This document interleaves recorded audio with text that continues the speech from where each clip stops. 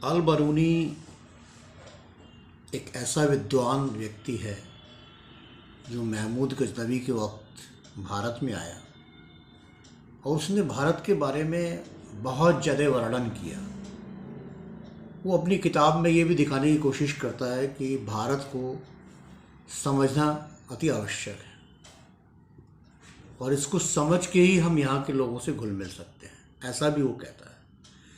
इसका जन्म 973 में ख्वारिज़्म में हुआ था और बहुत अधिक किताबें इसने लिखी। भारत के ऊपर भी जिसने किताब लिखी, चर्चित किताब है, वो है किताबुल हिंद।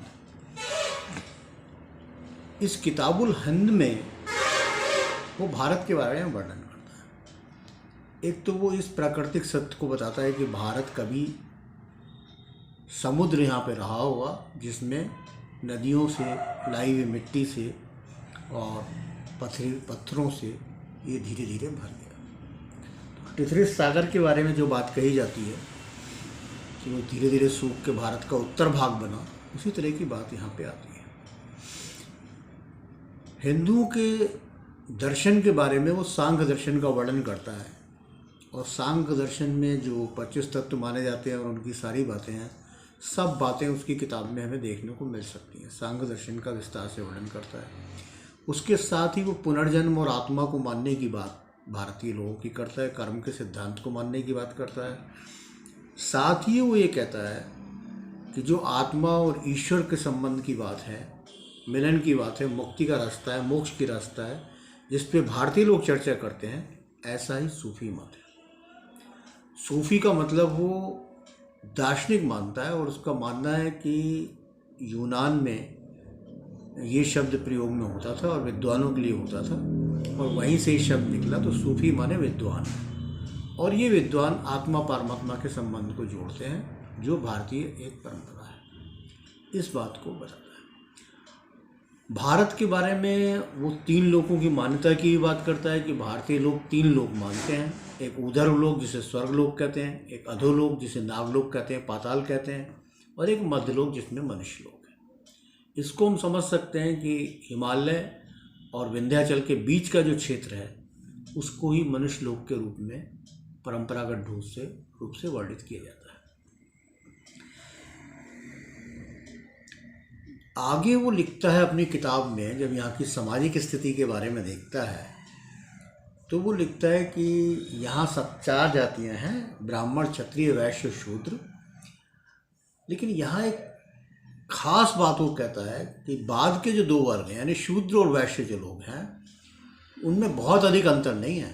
वो नगर और गांव में एक ही साथ रहते हैं, उनके मकान भी आपस में मिलते जुलते हैं, कोई भेदभाव उनके बीच में ज़्यादा नहीं है। ये वर्णन करता है, जिसको यहाँ समझने की आवश्यकता है, क्योंकि ये 10वीं शताब्दी की बात है, जब तक भारत ऐसे ही चल रहा था।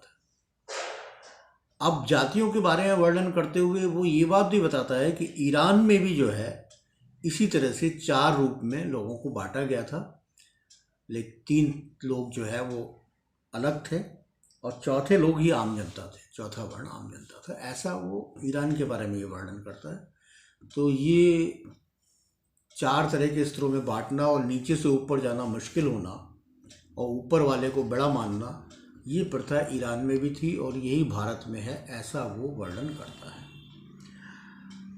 साथ ही वो ये भी बताता है कि शूद्रों के बाद जो लोग हैं, जो अंत्यज कहलाते हैं यहाँ पे, ये शिल्प और व्यवसाय वाले लोग हैं और इनकी 8 श्रेणियाँ वो बताता है। धोबी, चमार, बाजीगर, टोकरीसाज, नाविक, मछुआरा, बहेलिया, सिपरसाज, चुलाहा, 8 को बताता है। तो ये शिल्प वाले लोग हैं। लेकिन इनसे भी नीचे लोगों का वर्णन करता है, जो लोग हैं जिन्हें चंडाल और इस तरह की कहते हैं, उनका भी वर्णन ये करता है कि वही अछूत हैं। बाकी सब जो है ये शिल्प जातियों के साथ भी संबंध होता है, नगर के बाहर रहती हैं लेकिन नगर से बहुत दूर नहीं रहती हैं, ऐसा वर्णन उसका है। कुछ सरस्वती नदी के बारे में भी हमारे यहाँ बहुत चर्चा है। तो ये 10वीं शताब्दी में भी इस बात को लिखता है कि सरस्वती नदी सोमनाथ के पूरब में थोड़ी दूरी पर समुद्र में मिलती है। और सरस्वती के साथ वो गंगा का वर्णन करते हुए, खास तौर से जो हमारे पौराणिक साहित्य में वर्णन है जिन जातियों का, उसका भी वर्णन करता है। जैसे गंगा नदी जो मुख्य नदी है, उसके बारे में कहेगा कि जहाँ से निकलती है वहाँ गंधर्व रहते हैं, किन्नर रहते हैं, यक्ष रहते हैं, और उसके आगे बहुत जो है किरात और पुलिंद लोग रहते हैं। फिर मैदान में शिकारी और कुरु, भरत और पंचाल लोग रहते हैं। फिर ये ताम्रलिप्त से होती हुई गिरती है। तो बहुत सी जातियों का वर्णन जो गंगा के किनारे रहती हैं, उसका भी वर्णन इसके द्वारा होता है। साथ ही जो हमारे साहित्य में वर्णित पुराने शब्द हैं, उनके बारे में भी बताता है कि देव जो है इनका उत्तर में निवास है, यानी हिमालय में रहते हैं, ये बात कहता है। दैत्य या दानव जो है ये दक्षिण में रहते हैं, ऐसा उसका मानना है। और गंधर्वों को मानता है कि ये संगीतकार और गायक हैं जो देवों के साथ रहते हैं, और यक्ष भी देवों के संरक्षक हैं, ऐसा वो लिखता है। लेकिन नाग लोगों को इनके साथ, देवों के साथ नहीं जोड़ता है, उन्हें अलग से बताता है कि वो दक्षिण दिशा में रहते हैं। तो अलबरूनी के रूप में हम एक ऐसे विद्वान व्यक्ति को देखते हैं कि जो भारत की 10वीं शताब्दी का जो भारत है उसके बारे में एक व्यापक वर्णन करता है। इतना ही नहीं, वो यहाँ के आयुर्वेद के बारे में वर्णन करता है, यहाँ के रसायन शास्त्र के बारे में वर्णन करता है, और यहाँ की परंपराओं के साथ साथ यहाँ का जो ज्ञान है, खगोल विद्या की बहुत तारीफ करता है। और खगोल विद्या और ज्योतिष का जो विद्वान है भारत के लोगों का, उसका भी वर्णन करता है। तो अगर हम 10वीं शताब्दी के भारत को समझना चाहते हैं तो अलबरूनी की किताब किताबुल हिंद काफ़ी महत्वपूर्ण पुस्तक है। और अलबरूनी ने अपने ढंग से भारत का उस समय जो वर्णन किया है, वो फिर एक बार इस बात को खंडित कर देता है कि जो अंग्रेज़ों ने हमें बताया कि भारत किस तरह से पिछड़ा हुआ था, ऐसी बात नहीं है। भारत में खगोल विद्या, ज्योतिष विद्या, दर्शन शास्त्र और तमाम विद्याओं का कितना, यहाँ तक कि व्याकरण के बारे में भी वो काफ़ी कुछ लिखता है कि भारत में व्याकरण के लिए छंद शास्त्र, ये शास्त्र, वो शास्त्र, यानी बहुत कुछ वर्णन करता है भारत के ज्ञान कौशल के बारे में, और उसे काफ़ी महत्वपूर्ण बताता है भारत को ज्ञान की दुनिया में। तो ये है अलबरूनी का 10वीं शताब्दी का भारत।